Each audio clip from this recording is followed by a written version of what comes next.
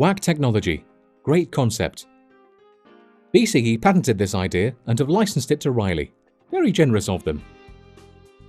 What's great about WAC is it works. What is WAC? It stands for Weight Adjustable Cue. Pretty simple, really. The weight of a cue is key to any player. From when you walk into a shop and look at a cue, and in fact buy your cue, to when you first hit a ball. Most players don't get to hit a ball before they choose and buy their cue. They just go with the gut feeling as to what feels right. You can adjust the weight of the cue by adding weight rings to the cue, or taking rings away to make the cue lighter.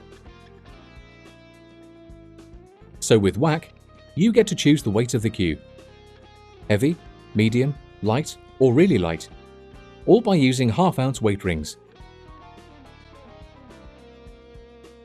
If you want to go further still, you can move up to the WAC Plus option.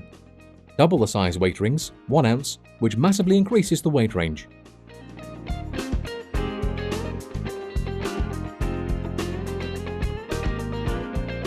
My thoughts on WAC is great. I think it's a great idea. I mean, a lot of cues, when people go to check the balance of a cue, more times than not they go to check the balance where the weight rings are on a WAC cue, where a lot of other cues, the weight is more or less further down the cue. So I think it's a great idea because there's people out there what want a 17-ounce cue, might have to wait for weeks and weeks to get one where with a WAC cue you can have it there and then.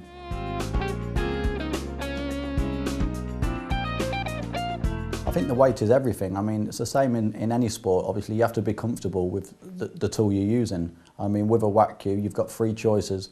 You can have it half ounce different by taking the weight rings out. So, I mean, with my cue, it's 17.5 ounce. With the WAC cue, you can have it anything up to 17.5, up to 19. So, I mean, you have the choice, which is obviously great as a beginner.